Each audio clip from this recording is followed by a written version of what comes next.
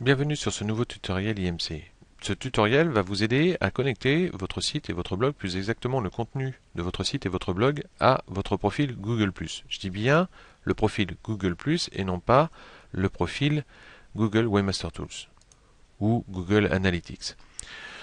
Pour savoir à quoi cela sert, comment le faire, nous allons le voir ici dans la vidéo, mais à quoi cela sert, je vous renvoie vers justement l'article dont appartient cette vidéo, qui date du 4 mars 2013 sur le blog IMC, et j'ai mis l'URL en dessous de la vidéo de toute façon.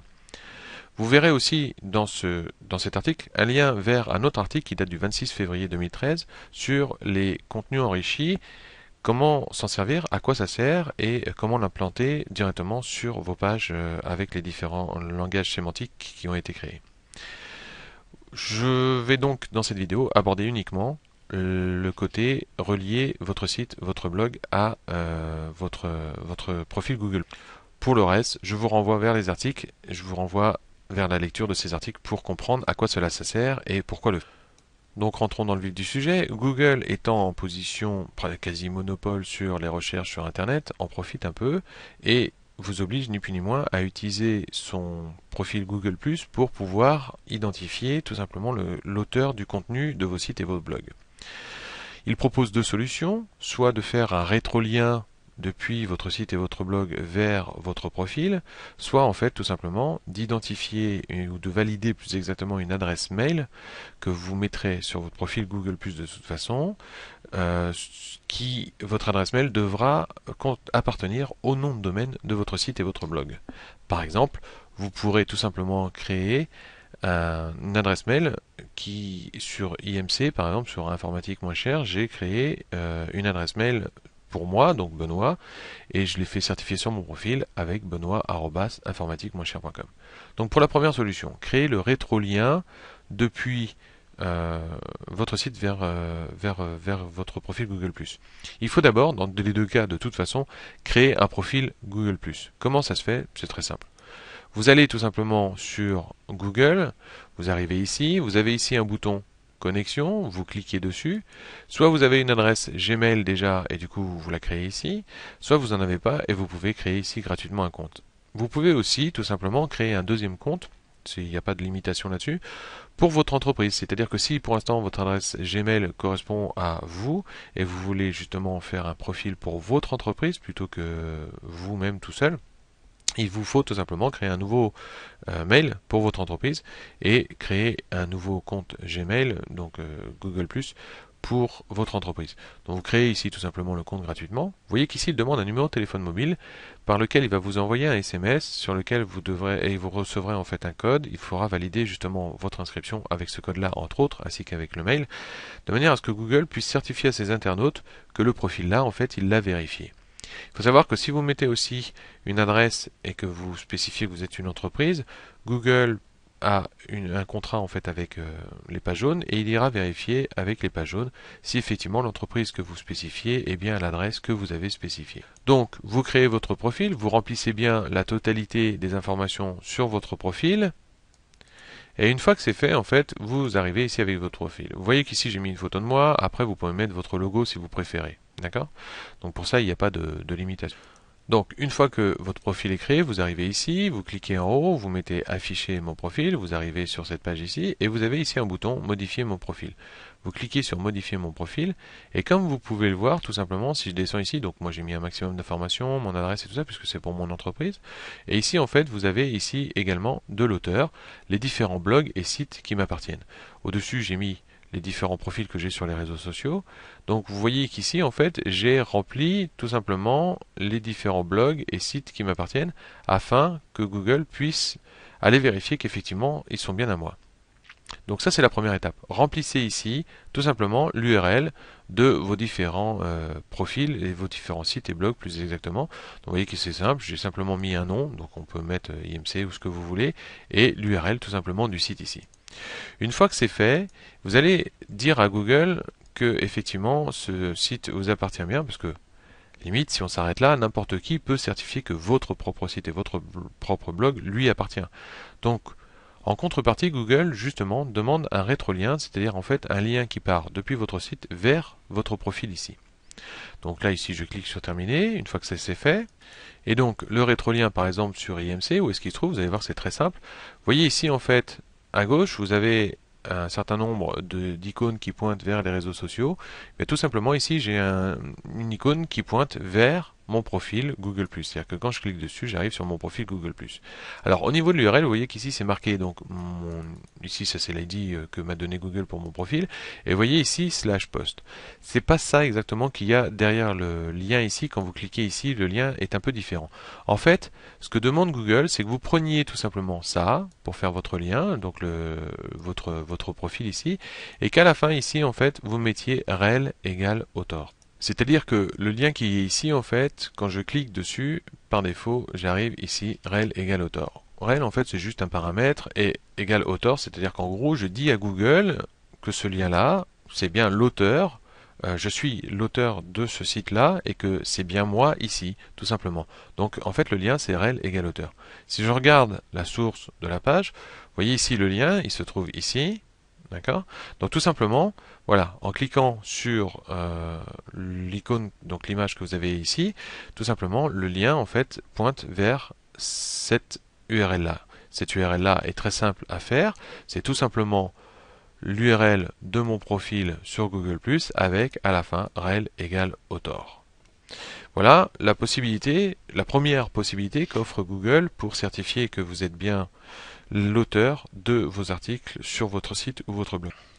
Il vous suffit simplement de mettre un lien avec rel égale author à la fin sur votre site ou sur votre blog pour tout simplement arriver, pour certifier à Google que vous êtes bien l'auteur. Et comme je vous l'ai montré tout à l'heure, rajouter sur votre profil, en fait ici, les liens vers votre site et votre blog. Voilà, ça c'est la première solution. La deuxième solution, c'est de valider en fait tout simplement une adresse mail. Vous voyez qu'ici j'ai un certain nombre d'adresses mail qui correspondent tout simplement à chacun de mes sites et mes blogs. Donc pour IMC, vous avez contactinformatique.com ici. Donc ça, je l'ai fait certifier tout simplement par Google. Comment faire ça? C'est très simple. Vous allez sur l'outil Google Autoship, donc Authorship, excusez-moi pour la prononciation. Donc voilà, c'est ici. Vous avez l'URL ici. Je vous l'ai collé aussi bien sur l'article aussi. Donc vous avez ici l'URL et tout simplement vous remplissez ici votre mail avec le nom de domaine ici. Vous remplissez ici votre mail, vous cliquez simplement ici sur s'inscrire à Google Authorship, excusez-moi, décidément, et du coup en fait il va vous envoyer un mail avec un lien évidemment de validation, et une fois que ce sera validé, tout simplement votre mail comme chez moi en fait apparaîtra sur votre profil ici. Donc du coup, il sait que ce nom de domaine là, effectivement apparemment vous avez bien un mail dessus. Après, pour cette solution-là, je vous conseille quand même de mettre les métadonnées pour l'auteur, de manière à ce que Google vous reconnaisse vraiment comme étant l'auteur de votre contenu. Vous voyez que les deux solutions, la première est très simple, il suffit de créer un profil sur Google+, de mettre un rétrolien via un bouton n'importe lequel, vous mettez même un lien texte en haut de votre blog sur chacune des pages, tout simplement, qui pointe vers votre profil, avec à la fin, rel égale author, comme je vous l'ai mis tout à l'heure. Ou sinon, vous venez ici sur Authorship et vous validez ici le mail, et il apparaîtra automatiquement ici sur votre profil ici. Bon, c'est bien, j'ai validé les deux. Maintenant, comment je sais si Google reconnaît ou pas mes articles? Il me reconnaît comme étant l'auteur de mes contenus. Tout simplement, déjà, vous pouvez aller sur Google Outils Webmaster Tools, ici, et vous voyez tout simplement que déjà, si vous allez dans Google Webmaster Tools, vous allez ici dans Statistiques, donc Labo Statistiques sur l'auteur. Vous avez ici, en fait, le nombre de pages qu'il a déjà certifié pour vous. Vous avez ici le nombre d'impressions qui ont été faites pour vos pages et le nombre de clics qui ont été faits pour vos pages pendant les derniers jours. Vous voyez qu'ici, du coup, on a comment s'appelle, les pages. On a ici le nombre de fois que ça a été imprimé, le nombre de clics que ça a généré, du coup, le CTR, c'est-à-dire le pourcentage de clics par rapport au nombre d'impressions, et la position sur la page, en fait, pour cette requête-là. Donc ça, c'est la première vérification. Google propose aussi un outil qui va vous permettre aussi de vérifier qu'il reconnaît bien votre page comme étant la vôtre. Vous vous rendez tout simplement sur l'outil Google Webmaster Tools Rich Snippet. En fait, ce lien-là, je vous l'ai mis aussi dans l'article, vous irez voir. Donc, vous collez ici l'URL d'une de vos pages et vous faites ici aperçu. Voilà. voyez qu'ici, en fait, Google a déjà reconnu, effectivement, il m'a déjà attribué cette page-là, donc il a bien reconnu qu'effectivement, grâce à la validation que j'ai fait, sachant que pour moi, en fait, j'ai fait la validation par rétrolien et la validation par mail pour chacun de mes sites. Comme ça, je suis sûr à 200% qu'il les a reconnus. Donc, vous voyez qu'ici, en fait, il reconnaît ici tout simplement que je suis bien l'auteur de cette page. Non seulement grâce au rétrolien, comme vous pouvez le voir ici, mais aussi grâce aux métadonnées que j'ai mis dans la page.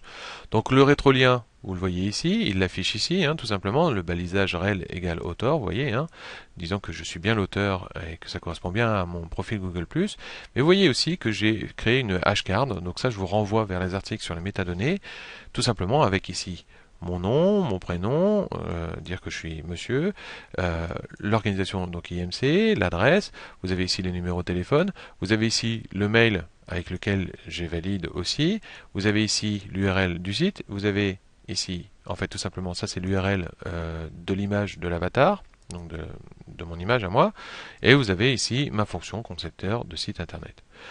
Donc j'ai une deuxième hashcard ailleurs sur le profil à côté qui correspond donc juste à mon nom et à mon prénom. Et j'ai créé aussi par exemple le RDF anode qui est en fait ni plus ni moins les données tout simplement de l'article, c'est-à-dire l'URL de l'article. Nous avons ici le titre de l'article, la description et j'ai spécifié que c'est un type article. Ça, on reviendra dans un autre article comment créer ça. Vous verrez que c'est assez simple, il suffit de le mettre dans l'entête de votre code. Voilà pour l'instant ce que l'on peut dire sur le lien, j'espère que ça vous a aidé, vous verrez que c'est très simple. Moi je pense que la plus facile c'est le rétrolien, hein. C'est possible sur n'importe quel blog, n'importe quel site, même que si vous êtes développeur ou vous n'êtes pas développeur. Pour WordPress c'est assez simple, tout simplement vous pouvez le mettre dans le widget, comme moi je l'ai fait. Si vous allez sur tout simplement le site IMC, vous allez tout simplement ici. Vous avez ici en fait le rétrolien ici, hein, et vous avez en fait ici un texte que j'ai créé juste avec le widget tout simplement texte, avec les données métadonnées dedans, donc avec le nom de l'auteur et tout ça, et l'adresse, ainsi que la fonction. En espérant vous avoir aidé, et puis ben à la prochaine fois.